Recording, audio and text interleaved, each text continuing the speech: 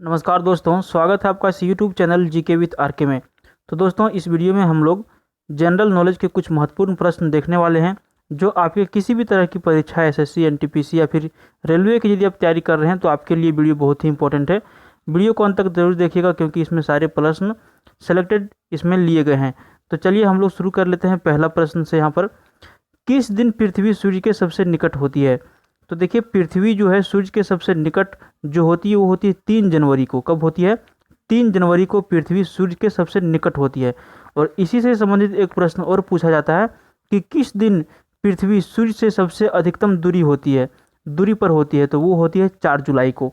ठीक है, 4 जुलाई को क्या होती है? मैक्सिमम दूरी पर होती है। और यहाँ पे 3 जनवरी को जो है क्या है? सबसे नज़दीक में होती है। ठीक है, पृथ्वी सूर्य के। चलिए अगला प्रश्न देखते हैं। सीमेंट, बालू और पानी के गाढ़े घोल को क्या कहते हैं?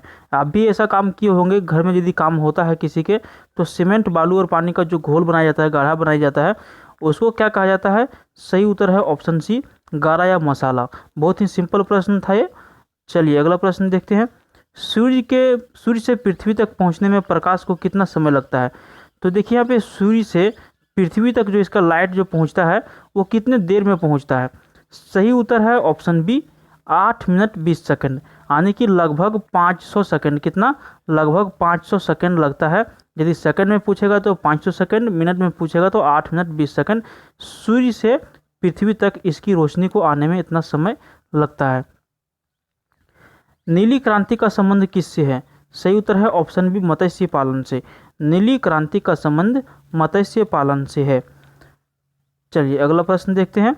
भारत का सबसे बड़ा राज्य कौन सा है? बहुत इंपॉर्टेंट प्रश्न है। और भारत का जो सबसे बड़ा राज्य है, सही उत्तर है राजस्थान।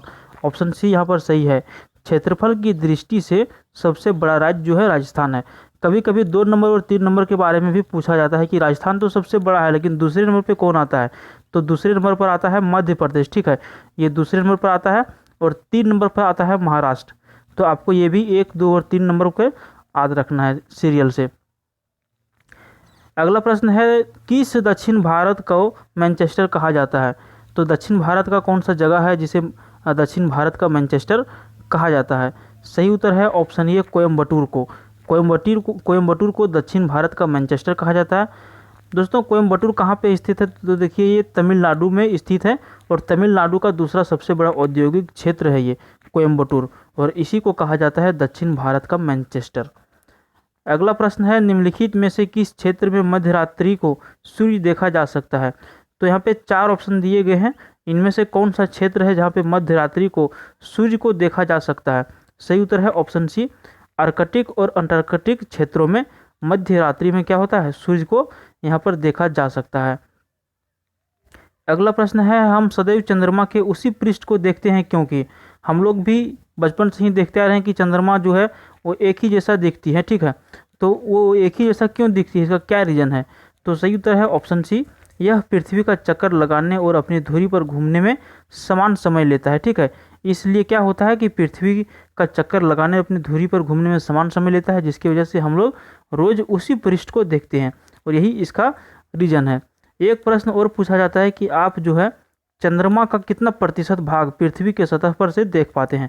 तो दोस्तों, हम लोग चंद्रमा का सिर्फ 59% भाग ही पृथ्वी की सतह से देख पाते हैं। ठीक है, कितना प्रतिशत? तो सिर्फ और सिर्फ 59%। आपको ये भी प्रश्न पूछा जा सकता है, इसलिए आप इसको भी रट लें। अगला प्रश्न है, रेड डाटा बुक उन जातियों के बारे में जानकारी देती है जो?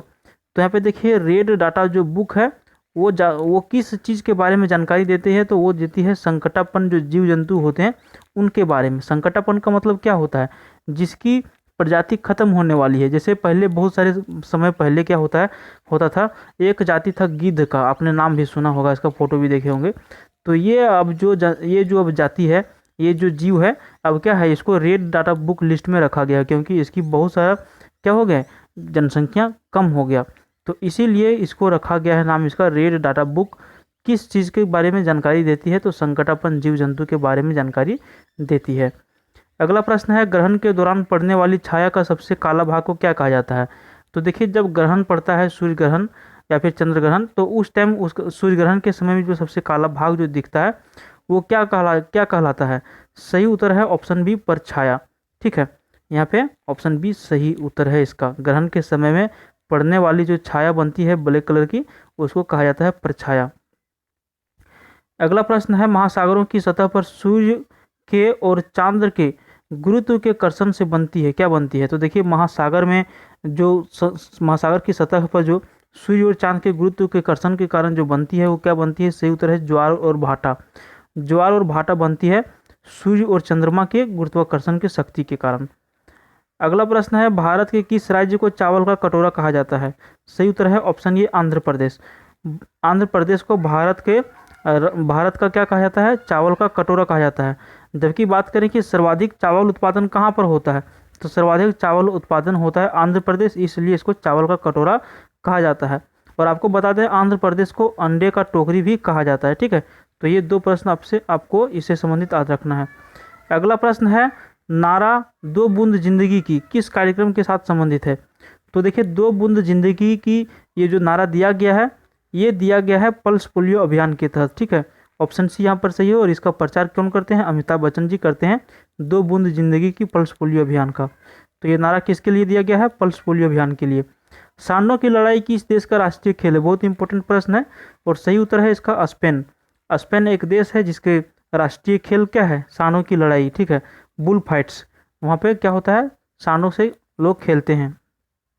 अगला प्रश्न है, भारत में निम्न में से किस शहर में एक से अधिक रेलवे अंचलों का मुख्यालय है? सही उत्तर है ऑप्शन ए कोलकाता और मुंबई दोनों में। देखिए, कोलकाता और मुंबई जो शहर है, ये जो क्षेत्र है, वहाँ पे क्या है? एक से अधिक रेलवे अंचल, यहाँ पे एक से अधिक रेलवे अंचल के मुख्यालय हैं कोलकाता और मुंबई दोनों शहरों में। तो आपको इसको भी याद रखना है। अगला प्रश्न है, राजीव गांधी अंतर्राष्ट्रीय विमानपत्तन कहाँ पर स्थित है? तो देखिए, राजीव गांधी इंटरनेशनल जो एयरपोर्ट है वो कहाँ पर स्थित है? सही उत्तर है ऑप्शन डी हैदराबाद में। हैदराबाद में स्थित है राजीव गांधी अंतर्राष्ट्रीय विमानपत्तन। ठीक है, इसको भी याद रखना है। अगला प्रश्न है, राष्ट्रीय पुलिस अकादमी कहाँ स्थित है? तो देखिए, सही उत्तर है ऑप्शन सी हैदराबाद। राष्ट्रीय पुलिस अकादमी हैदराबाद में स्थित है। अगला प्रश्न है, संसार में रेलों का सबसे बड़ा जाल वाला देश कौन सा है? तो पूरे विश्व में, पूरे वर्ल्ड में जहाँ पे रेल का सबसे अधिक पटरियाँ बिछाई गई है, कौन सा देश है? सही उत्तर है ऑप्शन बी यूएसए। ठीक है, यूएसए में संसार का सबसे अधिक रेल की पटरियाँ हैं, सबसे बड़ा जाल वाला देश है। अच्छा, इससे भी संबंधित आपको नंबरिंग से यदि पूछा जाएगा तो यूएसए जो है 1 नंबर पर आता है, और 2 नंबर पर आता है चीन। ठीक है, और 3 नंबर पर आता है रूस, ये 3 नंबर पर आता है। और भारत जो आता है ये चौथे नंबर पर आता है। तो आपको 1 नंबर वाला याद रखना है और 4 नंबर वाला याद रखना है। देखिए, 1 नंबर तो ये तो वर्ल्ड के बारे में हो गया, और 4 नंबर हो गया अपना देश के बारे में। तो आपको पूछा जा सकता है पहला नंबर या फिर अपना भारत का जो नंबर है कितने नंबर पर आता है, तो इसको याद कर लेना है आपको। अगला प्रश्न है, नेशनल स्कूल ऑफ ड्रामा निम्न में से किस शहर में स्थित है? तो देखिए, नेशनल स्कूल ऑफ ड्रामा जो स्थित है वो है नई दिल्ली में। इसमें होता क्या है नेशनल स्कूल ऑफ ड्रामा में? तो देखिए, कोई भी एक्टर या फिर एक्ट्रेस ये जो बनते हैं, सबसे पहले इनको ट्रेनिंग लेना पड़ता है, क्लास करना पड़ता है, वहाँ से ये कुछ सीख के आते हैं। उसी का नाम है, उसी का इंस्टीट्यूट का जो नाम है नेशनल स्कूल ऑफ ड्रामा, जो कि नई दिल्ली में स्थित है। अगला प्रश्न है, भारत का केंद्रीय औषधि अनुसंधान संस्थान कहाँ पर स्थित है? सही उत्तर है ऑप्शन डी लखनऊ में। और लखनऊ कहाँ है? तो ये उत्तर प्रदेश में है। भारत का केंद्रीय औषधि अनुसंधान संस्थान लखनऊ में स्थित है। तो दोस्तों, आज की वीडियो में इतना ही। पसंद आए तो वीडियो को एक सिंपली लाइक कर दीजिए और चैनल को सब्सक्राइब जरूर कर लीजिए। मिलते हैं फिर अगले वीडियो में। Thank you.